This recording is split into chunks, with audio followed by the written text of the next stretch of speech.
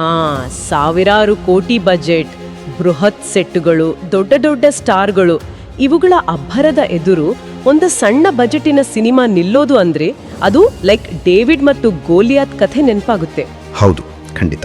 ಇವತ್ತಿನ ನಮ್ಮ ಈ ಆಳವಾದ ವಿಶ್ಲೇಷಣೆಯಲ್ಲಿ ದೊಡ್ಡ ಪ್ಯಾನ್ ಇಂಡಿಯಾ ಸಿನಿಮಾಗಳ ನಡುವೆಯೂ ಕೇವಲ 11 ದಿನಗಳಲ್ಲಿ 11.15 ಕೋಟಿ ರೂಪಾಯಿ ಗಳಿಸಿ ಲಾಭದ ಹಾದಿಯಲ್ಲಿರುವ ಲವ್ ಮಾಕ್ಟೇಲ್ 3 ಸಿನಿಮಾದ ಯಶಸ್ಸಿನ ಗುಟ್ಟನ್ನ ಬಿಡಿಸಿ ನೋಡೋಣ. ಈ ಸಿನಿಮಾದ ಗಳಿಕೆಯ ಅಂಕಿಅಂಶಗಳು ನಿಜಕ್ಕೂ ಅಂದ್ರೆ ತುಂಬಾ ಕುತೂಹಲಕಾರಿಯಾಗಿವೆ. ಕೇವಲ 11ನೇ ದಿನದ ಕಲೆಕ್ಷನ್ ಮಾತ್ರ ಅಲ್ಲ, ಒಟ್ಟಾರೆ ಬಾಕ್ಸ್ ಆಫೀಸ್ ಓಟ ನೋಡಿದ್ರೆ ಅದೇ ದೊಡ್ಡ ಆಶ್ಚರ್ಯ ಅಲ್ವಾ? ಹೌದು, ಇದು ಪ್ರೇಕ್ಷಕರ ಬದಲಾಗುತ್ತಿರುವ ಒಲವನ್ನ ಸ್ಪಷ್ಟವಾಗಿ ತೋರಿಸ್ತಾ ಇದೆ. ಒಂದು ಕಡೆ ಧುರಂಧರ್ 2 ಅನ್ನೋ ದೊಡ್ಡ ಚಂಡಮಾರುತ ಬಾಕ್ಸ್ ಆಫೀಸ್ನಲ್ಲಿ ಎದ್ದಿತ್ತು, ಆದ್ರೂ ಲವ್ ಮಾಕ್ಟೇಲ್ 3 ಅನ್ನೋ ಪುಟ್ಟ ದೋಣಿ ಮುಳುಗದೆ ಅಂದ್ರೆ ಸೇಫ್ ಆಗಿ ದಡ ಸೇರಿತು. ನಾನು ಯೋಚನಿಸ್ತಾ ಇದ್ದೆ, 11 ದಿನಕ್ಕೆ 11.15 ಕೋಟಿ ಕಲೆಕ್ಷನ್, ಅದರಲ್ಲೂ ಎರಡನೇ ಭಾನುವಾರ ಒಂದರಲ್ಲೇ 1.23 ಕೋಟಿ ರೂಪಾಯಿ ಗಳಿಕೆ ಅಂದ್ರೆ ಇದು ಸಾಮಾನ್ಯ ವಿಷಯ ಅಲ್ಲ. ಸಾಮಾನ್ಯವಾಗಿ ಎರಡನೇ ವಾರಕ್ಕೆ ಕಲೆಕ್ಷನ್ ಡ್ರಾಪ್ ಆಗತ್ತೆ ಅಲ್ವಾ? ಕರೆಕ್ಟ್, ನೀವು ಹೇಳಿದ್ದು ಸರಿಯಾದ ಪಾಯಿಂಟ್.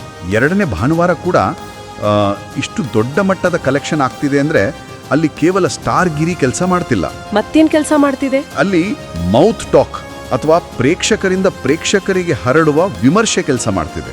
ನೋಡಿ, ನಾಯಕ ಮತ್ತು ನಿರ್ದೇಶಕ ಡಾರ್ಲಿಂಗ್ ಕೃಷ್ಣ ಅವರ ಲವ್ ಮಾಕ್ಟೇಲ್ 1 ಮತ್ತು 2 ಚಿತ್ರಗಳ ಯಶಸ್ಸು, ಹೌದು, ಆ ಫ್ರಾಂಚೈಸಿ ಎಕ್ಸಾಕ್ಟ್ಲಿ, ಆ ಫ್ರಾಂಚೈಸಿ ಒಂದು ಭದ್ರವಾದ ಮೌಲ್ಯವನ್ನು ಸೃಷ್ಟಿಸಿತ್ತು. ಶುಕ್ರವಾರದ ಓಪನಿಂಗಿಗೆ ಈ ಫ್ರಾಂಚೈಸಿಯ ಬಲ ಕಾರಣ ಆದ್ರೆ, ಭಾನುವಾರದ ಕಲೆಕ್ಷನ್ ಜಿಗಿತಕ್ಕೆ ಚಿತ್ರದ ಕಂಟೆಂಟ್ ಕಾರಣ.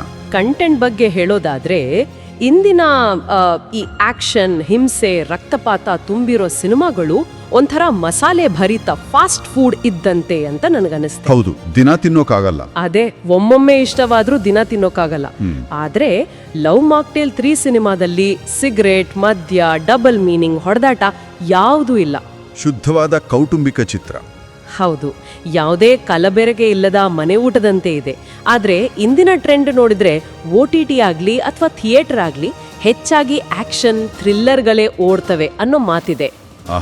ಹಾಗಿದ್ದಾಗ ಈ ಕೌಟುಂಬಿಕ ಚಿತ್ರಗಳಿಗೆ ನಿಜಕ್ಕೂ ಅಷ್ಟೊಂದು ಡಿಮ್ಯಾಂಡ್ ಇದೆಯಾ? ಅಲ್ಲಿಯೇ ನೋಡಿ ಮಾರುಕಟ್ಟೆಯ ಲೆಕ್ಕಾಚಾರ ಇರೋದು. ಆಕ್ಷನ್ ಸಿನಿಮಾಗಳು ಆರಂಭಿಕ ಗಳಿಕೆಯನ್ನ ತಂದುಕೊಡ್ತವೆ ನಿಜ, ಆದ್ರೆ ದೀರ್ಘಾವಧಿಯ ಆದಾಯದ ಮೂಲವೇ ಈ ಕೌಟುಂಬಿಕ ಪ್ರೇಕ್ಷಕರು, ಅಂದ್ರೆ ಫ್ಯಾಮಿಲಿ ಆಡಿಯನ್ಸ್. ಖಂಡಿತ. ಲವ್ ಮಾಕ್ಟೇಲ್ 3 ಚಿತ್ರದ OTT ಮತ್ತು ಟಿವಿ ಹಕ್ಕುಗಳು ಅತ್ಯುತ್ತಮ ಬೆಲೆಗೆ ಸೇಲ್ ಆಗೋಕೆ ಇದೇ ಮುಖ್ಯ ಕಾರಣ. ಶುದ್ಧ ಮನೋರಂಜನೆ ಇದ್ದಾಗ ಇಡೀ ಕುಟುಂಬ ಒಟ್ಟಿಗೆ ಕೂತು ನೋಡ್ಬೋದು ಅಲ್ವಾ? ಹೌದು, ಇಡೀ ಕುಟುಂಬ ಡ್ರಾಯಿಂಗ್ ರೂಮ್ನಲ್ಲಿ ಒಟ್ಟಿಗೆ ಕುಳಿತು ನೋಡ್ಬೋದು. ಸ್ಟ್ರೀಮಿಂಗ್ ಪ್ಲಾಟ್ಫಾರ್ಮ್ಗಳಿಗೆ ಬೇಕಾಗಿರೋದು ಕೂಡ ಇದೆ, ಅಂದ್ರೆ ರಿಪೀಟ್ ವ್ಯಾಲ್ಯೂ. ರಿಪೀಟ್ ವ್ಯಾಲ್ಯೂ ಅಂದ್ರೆ ಮತ್ತೆ ಮತ್ತೆ ನೋಡೋದು. ಎಕ್ಸಾಕ್ಟ್ಲಿ. ಒಂದೇ ಸಿನಿಮಾವನ್ನ ಕುಟುಂಬದವರು ಮತ್ತೆ ಮತ್ತೆ ನೋಡಿದಾಗ OTT ಸಂಸ್ಥೆಗಳ ವೀಕ್ಷಣಾ ಸಮಯ ಹೆಚ್ಚಾಗುತ್ತೆ. ಇದು ಅವರಿಗೆ ದೊಡ್ಡ ಲಾಭ. ಅರ್ಥವಾಯ್ತು. ಅಂದ್ರೆ ಥಿಯೇಟರ್ನ ಆಚೆಗೂ ಈ ಕಂಟೆಂಟ್ಗೆ ಇರೋ ಆರ್ಥಿಕ ಮೌಲ್ಯ ಬಹಳ ದೊಡ್ಡದು.